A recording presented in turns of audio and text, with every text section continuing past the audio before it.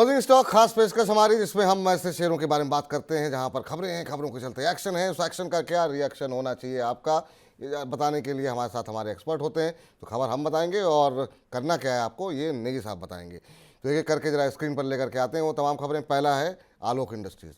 आलोक industries में ने 2 दिन के अंदर जो धुआंधार रैली दिखाई है, कल हमने देखा इसमें 20% का अपर सर्किट लग गया। यहाँ पे खबर ये है कि आरआईएल ने कंपनी के अंदर 33 करोड़ रुपए जो है 3300 करोड़ रुपए वो निवेश किए हैं। 3300 करोड़ रुपए जो है निवेश किए गए हैं। और ये जो है प्रेफरेंशियल शेयरों को सब्सक्राइब करके कंपनी ने ये निवेश किया है आलोक इंडस्ट्रीज़ के अंदर। आलोक इंडस्ट्रीज़ में सवाल भी काफ़ी लंबे समय से आते रहे हैं, काफ़ी इसमें काफ़ी सुस्ती भी देखने को मिली है, लेकिन अब 2 दिन के अंदर काफ़ी शानदार रैली देखने को मिली। कल अपर सर्किट लगा और आज भी हम देख रहे हैं कि इसमें एक अच्छी खासी बढ़त आलोक इंडस्ट्रीज़ के अंदर बनती हुई दिखाई दी है। अभी भी 8.5% के आसपास की मजबूती है, यानी 2 दिन के अंदर ही करीब करीब 28% से ज़्यादा की रैली इस शेयर के अंदर आ चुकी है। सर, आलोक इंडस्ट्रीज़, रिलायंस इंडस्ट्रीज़ ने 3,300 करोड़ रुपए निवेश किए और उसके चलते हम देख रहे हैं कि अभी 28 रुपये तक शेयर पहुंचता हुआ दिखाई दिया है। एक महीने में 38-39% चला है, पिछले 6 महीने में 67-68% चला है। अब नए हाइज बनते हुए दिखाई दे रहे हैं। क्या ये एक, जिन लोगों के पास पुराना पड़ा हो और लंबे समय से वेट कर रहे थे, उनके लिए एक एग्जिट का मौका है, या फिर बहुत लोग जब शेयर चलने लगता है तो उसमें उनको लगता है कि उनसे मिस हो गया तो वो एंट्री लेते हैं, उनके लिए क्या एंट्री का मौका हो सकता है? सर देखिए, टू अर्ली टू से, दैट इज वन। इस कंपनी के बारे में अगर बात करें तो मुझे नहीं लगता है कि पिछले 5 सालों के अंदर इसने किसी भी इन्वेस्टर्स को पैसे कमा के दिए हैं। इसमें जिसने भी निवेश किया है सिर्फ एक्सपेक्टेशन रखी है, होप रखी है, और मार्केट आप देख लीजिए मार्केट कहां से कहां आ गया है।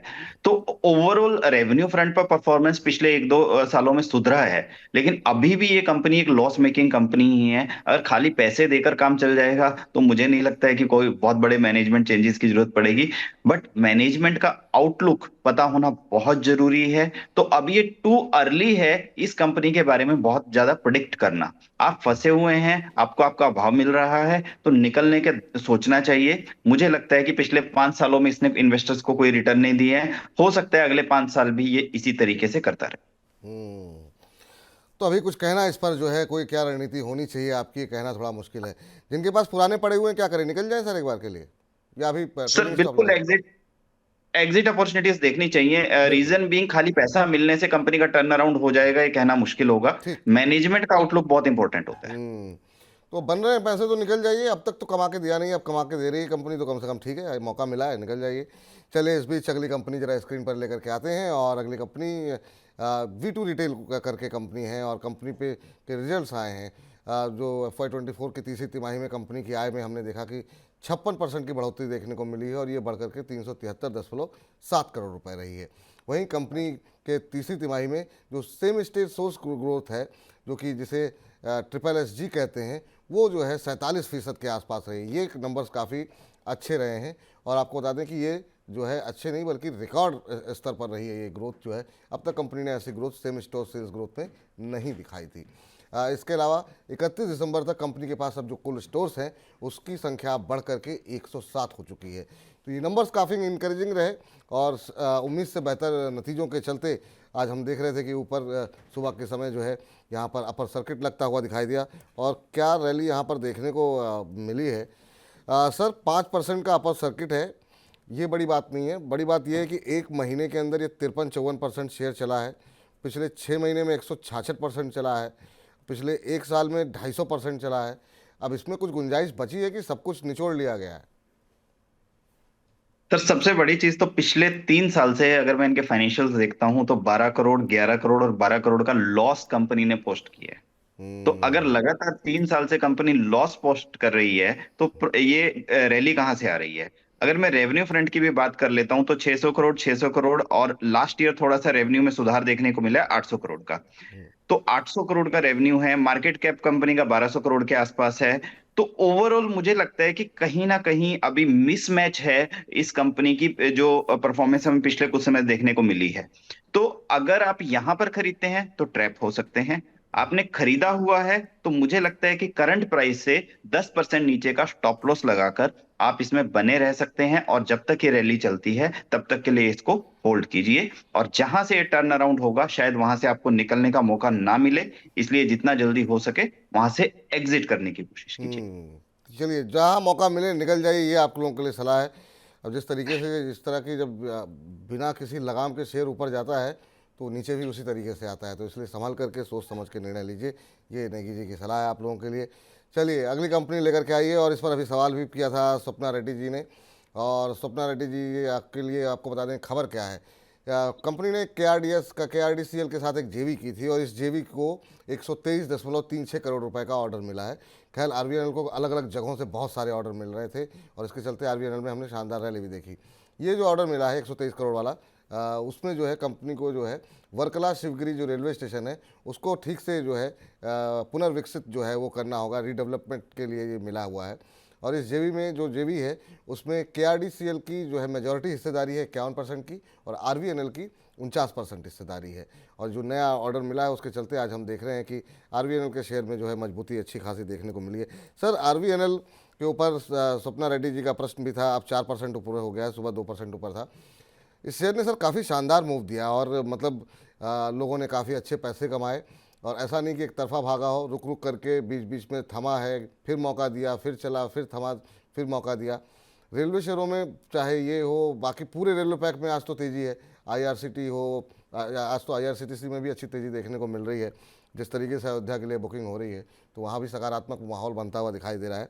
पहले तो आरबीएनएल पे आपकी राय जानना चाहेंगे कि इन लेवल्स पे क्या करना चाहिए आरबीएनएल पे, और जो पूछ रही थी स्वप्ना जी, क्या एंट्री कर सकते हैं। और दूसरा, ओवरऑल रेलवे पैक पे आपकी राय क्या होगी, क्योंकि आईआरसीटीसी की चाल थोड़ी सी बीच में सुस्त रही, अब दोबारा मोमेंटम पकड़ा है, तो क्या अब ये दोबारा आईआरसीटीसी में जान आती हुई दिखाई दे रही है क्या? विपुल जी, 2023 के बजट में पहली बार हमने रेलवे सेक्टर रिकमेंड करना शुरू किया था, और वहां से जो रैली बनी है इन स्टॉक्स के अंदर वो बहुत जबरदस्त रैली बनी है। बिल्कुल। सबसे पहली चीज तो मैं क्लियर कर देता हूं कि रेलवे सेक्टर में जब हम निवेश की बात करते हैं तो हम बात कर रहे हैं रेलवे इंफ्रास्ट्रक्चर की। रेलवे में जो डिजिटल कंपनीज हैं, आईआरसीटीसी, वो हमारी इन्वेस्टेबल कैटेगरी में नहीं आती है। बाकी जो रेलवे इंफ्रास्ट्रक्चर की कंपनीज हैं वो इन्वेस्टेबल कैटेगरीज में आती हैं। रेलवे का जो थीम है ये 1-2 साल का थीम नहीं है, ये 5 से 10 साल का थीम है। तो रेलवे सेक्टर के अंदर से आपको निकलना नहीं है, बल्कि आपको इन्वेस्टमेंट की अपॉर्चुनिटीज मिलती हैं, आपको इनमें और निवेश करना है। हमें लगता है कि जब तक हिंदुस्तान में बुलेट ट्रेन नहीं चल जाती या हर बड़े शहर के अंदर मेट्रो ट्रेन नहीं चल जाती, तब तक रेलवे का ग्रोथ बना रहेगा। Specially infrastructure companies, finance companies और टेक्नोलॉजी कंपनीज के अंदर बहुत अच्छा ग्रोथ देखने को मिलेगा रेलवे सेगमेंट के अंदर, और यहां से ये कंपनीज मल्टी बैगर रिटर्न्स दे सकती हैं। पर्टिकुलरली आरबीएनएल की बात करें तो इंफ्रास्ट्रक्चर में रेलवे स्टेशन डेवलपमेंट का काम ये करते हैं, टेक्नोलॉजी प्रोवाइड करने का काम करते हैं, सिस्टम्स डेवलप करने का काम करते हैं। तो कंपनी के पास ऑर्डर्स काफी ज्यादा हैं, कैपेसिटी एक्सपेंशन चल रहा है, अगले 4-5 साल के लिए काम की कोई कमी नहीं है। हमें लगता है कि ये कंपनी डेफिनेटली आपके पोर्टफोलियो में होनी चाहिए, और यहां से भी हो सकता है कि ये कंपनी आपको 2 या 3 गुना रिटर्न्स दे दे अगले 5 साल के अंदर। हम्म 2 से 3 गुना का रिटर्न जो है यहाँ से भी 5 साल के अंदर दे सकती है। तो बिल्कुल जो लोग निवेश करना चाह रहे हैं, लेकिन लंबी अवधि का, ऐसा नहीं कि आज खरीदा कल बेचना है, उस तरीके से बाजार में वोलेटिलिटी रहेगी तो आपको नुकसान भी हो सकता है 1-2-4 रुपए लेके आप निकल भी जाएं। लेकिन इस तरीके से अगर वाकई में वेल्थ क्रिएट करनी है तो 2-4-5 साल के लिए आप जो है यहाँ पर निवेश करेंगे तो अच्छे पैसे बनते हुए दिखाई देंगे। चलिए अगली कंपनी ज़रा स्क्रीन पर लेकर के आइए, और ये फार्मा क्षेत्र से जुड़ी हुई कंपनी है। आपको बता दें कि स्टाइस फार्मा के ऊपर सवाल जो है, ये जो है खबर है कि अमांसा होल्डिंग ने कंपनी में ओपन मार्केट से 2% हिस्सा जो है वो खरीदा है, और करीब 5.94 लाख शेयर जो है वो 659 रुपये 41 पैसे प्रति शेयर के भाव पे खरीदे हैं। और वहीं बाकी की जो हिस्सेदारी है, करीब 12 लाख शेयर जो है वो 659.81 रुपये प्रति शेयर के भाव पर खरीदे गए। ओपन मार्केट से खरीदारी की गई है, और इसी खरीदारी के चलते आज 1% के आसपास की बढ़त जो है वो हम देख रहे थे स्ट्राइड फार्मा में देखने को मिल रही थी। अभी अगर हम देखें तो अब 0.25% की तेज़ी देखने को मिल रही है, करीब 2% की, 690 के आसपास अब शेयर पहुंचता हुआ। सर, फार्मा के क्षेत्र में हमने फिर से एक बार मोमेंटम बनते हुए देखा है, खासतौर से अगर हम इस शेयर पर नज़र डालें स्ट्राइड फार्मा के ऊपर, पिछले एक महीने में करीब 39-40% का रिटर्न यहाँ पर आते हुए दिखाई दिया है। कैसे देख रहे हैं सर आप फार्मा को, पे आपकी राय, और खासतौर से स्ट्राइड फार्मा?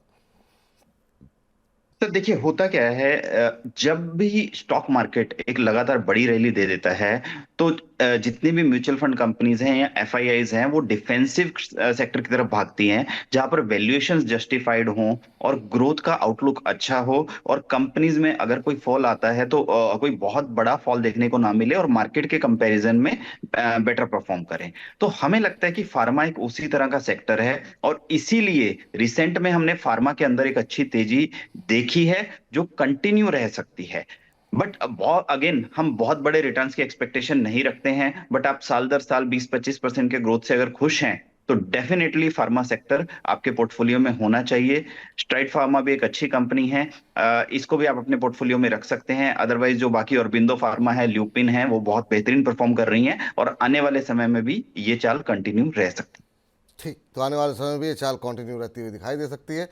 और इस बीच अब आज की बजिंग स्टॉक्स की आखिरी कंपनी लेकर के आते हैं, जहां पर खबर है स्क्रीन पर लेकर के आइए और देखते हैं यहाँ पर क्या कुछ खबरें निकल करके आ रही हैं और उसका किस तरीके का असर देखने को मिल रहा है। और वो है engineers India limited. Engineers India limited तकनीकी चार्ट्स पर शेयर के अंदर एक ब्रेकआउट जैसी स्थिति दिखाई दे रही है। तो जो टेक्निकल एनालिस्ट हैं उनकी निगाहों में इस समय शेयर है, इस समय शेयर अपने 52 हफ्तों के उच्चतम स्तर पर पहुँच चुका है। और आपको ये भी बता दें कि एक महीने में शेयर में करीब करीब 30% और एक साल में 156 की रैली देखने को मिली है। सर, इंजीनियर्स इंडिया लिमिटेड बहुत सारे टेक्निकल एनालिस्ट के रडार पे अब आता हुआ दिखाई दे रहा है, और उसकी वजह से मोमेंटम लगातार बना हुआ है। आज भी हम देख रहे हैं कि अच्छी खासी रैली जो है इंजीनियर्स इंडिया में बनी हुई है, करीब 3.25% के आसपास की। आप कैसे देख रहे हैं, और जिस क्षेत्र में कंपनी काम कर रही है उस क्षेत्र में अभी भी डिमांड काफ़ी ज़्यादा बनी हुई है, आपकी राय क्या रहेगी इस पर? सर देखिए, पीएसयू स्टॉक्स के अंदर वैल्यू अनलॉकिंग का काम चल रहा है। जितनी भी कंपनीज अच्छा काम कर रही हैं, इन्वेस्टर्स ढूंढ ढूंढ के उनमें पैसा लगा रहे हैं, और हमें लगता है कि ईआईएल भी एक इसी तरह की कंपनी है। हालांकि एक बड़ी रैली हमें इस कंपनी में देखने को मिली है, अब ये चाल थोड़ा स्लो हो सकती है, बट ग्रोथ अपॉर्चुनिटीज अभी भी यहाँ से बनी हुई है। आपकी ईआईएल है, बीईएल है, बीएचईएल है, ये जितनी भी कंपनीज हैं काफी सालों से इन्होंने बाजार को अंडर परफॉर्म किया था, और अब बाजार ने इनको वैल्यू देना शुरू किया है। तो जितनी भी कंपनीज के फंडामेंटल्स बेहतर हैं और अच्छा परफॉर्म कर रही हैं, उनको डेफिनेटली यहां से भी एक अच्छा वैल्यूएशन देखने को मिल सकता है। तो हमें लगता है कि इस स्टॉक में अगर आपने निचले स्तरों पर बाइंग की है तो आपको एक मौका देना चाहिए इन कंपनीज को, और यहां से भी ये रैली कंटिन्यू कर सकते हैं।